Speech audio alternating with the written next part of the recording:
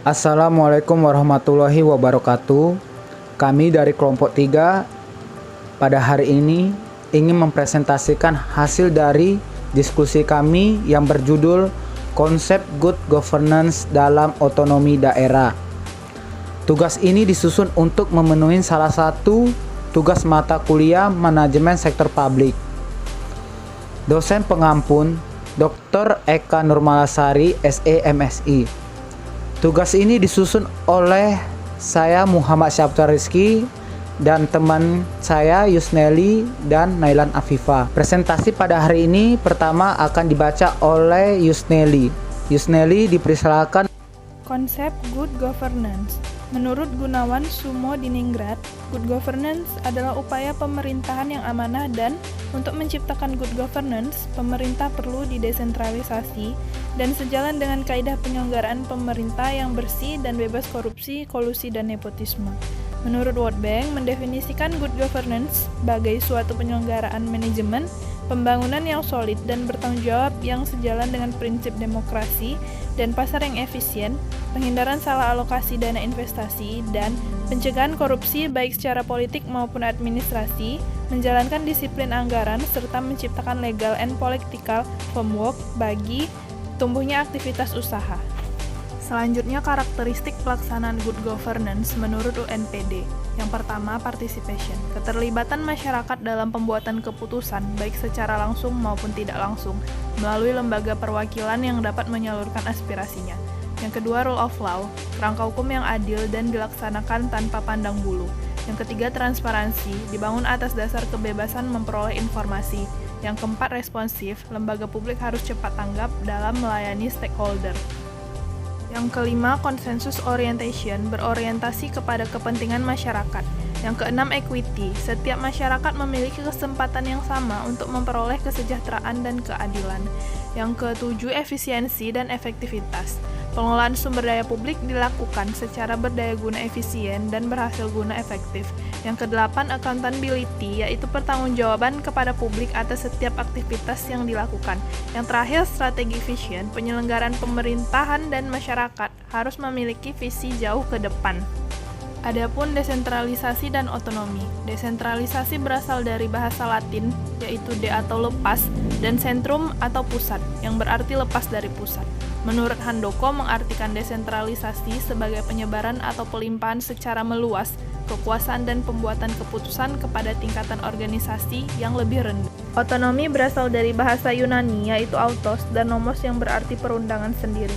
Dalam Undang-Undang Nomor 32 Tahun 2004 tentang Pemerintahan Daerah disebutkan bahwa otonomi daerah adalah hak, wewenang, dan kewajiban daerah otonom untuk mengatur dan mengurus sendiri urusan pemerintahan sesuai dengan peraturan perundang-undangan.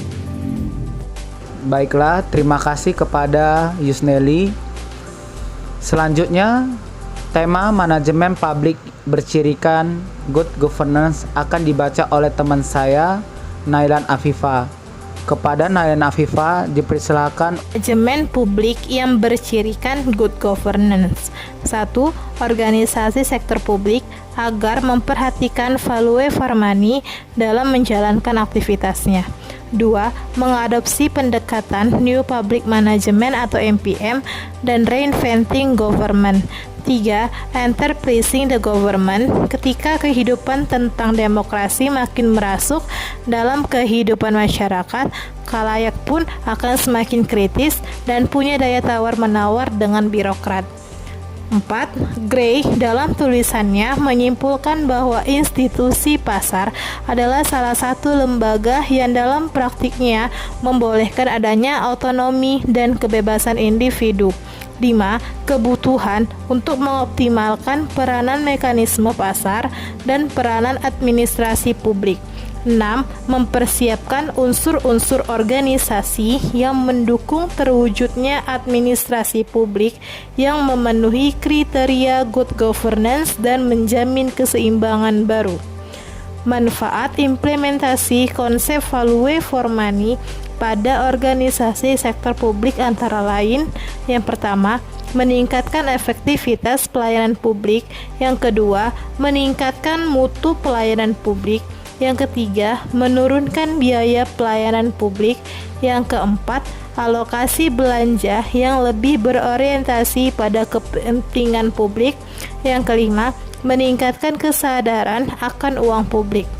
Selanjutnya, adapun hubungan konsep good governance dalam akuntansi adalah dapat membantu manajemen dalam meningkatkan kinerja dari instansi tersebut, dan akuntansi juga membantu mempertanggungjawabkan kegiatan tersebut dengan menyusun laporan akuntabilitas kinerja instansi pemerintah atau LAKIP sesuai dengan peraturan yang berlaku. Peran akuntansi dapat membantu menjamin keakuratan dan keandalan atas informasi yang telah disusun oleh kantor publik. Informasi tersebut sangat penting bagi pemegang kepentingan untuk dijadikan salah satu acuan dalam perumusan kebijakan dan pengambilan keputusan, membantu mempermudah dalam mempertanggungjawabkan atas penggunaan dana anggaran pendapatan dan belanja daerah atau APBD yang telah dianggarkan. Dalam menjalankan tugasnya, akuntansi ditunjang dengan teknologi dan fasilitas yang sangat baik. Hanya saja perlu dilakukan perawatan atas jaringan internet dan sistem agar hambatan dapat diminimalisir. Kerjasama antar bidang dalam mengatasi hambatan yang ada sangat diperlukan agar dalam proses mewujudkan good governance dapat berjalan dengan baik dan dapat menghasilkan kinerja yang optimal. Akuntansi dapat membantu dalam penyusunan rencana kerja yang optimal dengan mempertimbangkan biaya-biaya yang akan dikeluarkan agar rencana kerja tersebut dapat mencapai target yang telah ditetapkan.